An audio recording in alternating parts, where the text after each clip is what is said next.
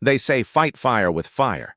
But this time I fought madness with madness. I never wanted to be part of their little suburban dictatorship, and yet here they were, knocking at my gates like missionaries with clipboards after numerous attempts to get me to join their little HOA boy band, promising fake perks like community upgrades and special discounts.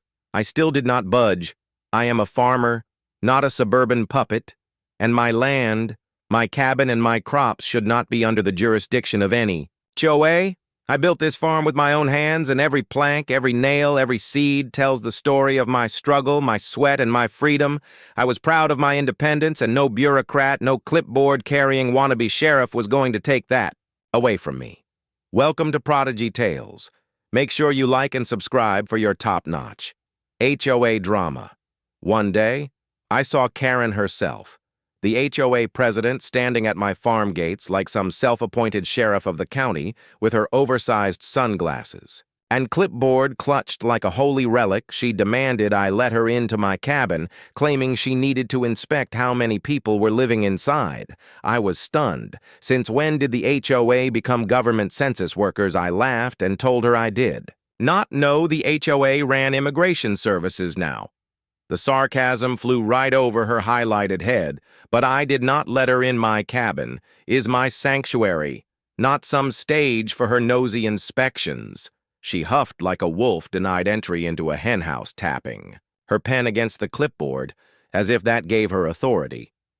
I told her flat out, my farm is not part of their HOA, and they do not have the right to snoop around in my business. Her lips curled into that thin Karen smile, the one that said fine. But I will be back at that moment. I thought it was just another power trip, another attempt to bully someone into submission. What I did not realize was that by denying her entry, I had poured gasoline on her curiosity. From that day, Karen seemed obsessed. She was not going to rest until she figured out what I was hiding inside my ordinary cabin. I had nothing more exciting than sacks of feed, some tools, and my coffee pot. But to her, it was like I was guarding Area 51. A few days later, there she was, again standing at my gate like a tax collector. This time, Karen had a new story. She announced with full authority that she had been tipped off that I was stealing electricity from the HOA grid, and she needed to come in to inspect. I almost choked. On my laughter stealing electricity out here on my farm, I have solar panels, a generator, and more extension cords than a construction site, but not one of them runs through the HOA's precious wires. I knew it was pure nonsense. She just wanted in. I told her point blank that she was not stepping foot on my land. My refusal made her face tighten, and she muttered something about not cooperating before stomping away like a toddler denied candy. I thought that would be the end of it. But Karen was the type who could not let go of a bone once she had bitten into it. Sure enough, just a couple of days later, I caught her lurking again. This time, her excuse was even weaker. She claimed her pet had run into my farm and she needed to search. For it at first, she said it was a dog.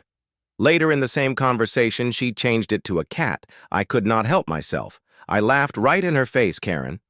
I said, I do not know what you think I am hiding in my ordinary farm, but unless you are working for the feds or the sheriff's department, you are never stepping foot in my cabin.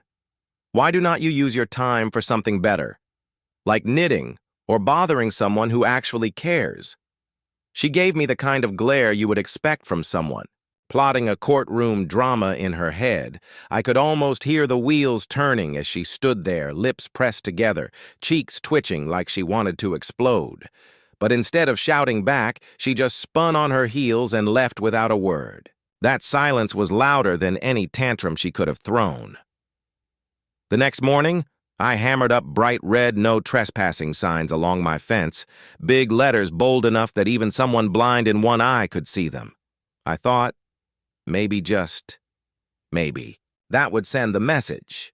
But knowing Karen, rules and warnings were like appetizers. They only made her hungrier for trouble. It was on a Thursday, one of those days when the air feels heavy with suspicion. I had gone into town for some supplies, planning to take my time, but I returned earlier than usual. The moment I reached my gate, I knew something was wrong. The latch was not how I left it, and the dirt told the story. Fresh footprints leading straight to my cabin. My gut clenched. Someone had forced their way in. I dropped the feed bags and moved quietly, my boots sinking into the sand. As I crept closer from the window, I expected to catch a thief stuffing tools into a sack. But what I saw made me grip the wall in disbelief. It was Karen inside my cabin, clipboard in one hand, camera in the other, snooping like she was on some kind of federal investigation.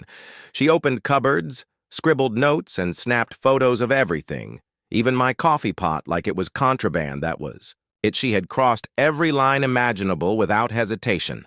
I crept to the door, yanked it shut from the outside, and slid the lock home with a satisfying click. The thud echoed inside, and Karen spun eyes wide, realizing she was caged open this door. Right now, she shrieked, slamming her fists against the wood.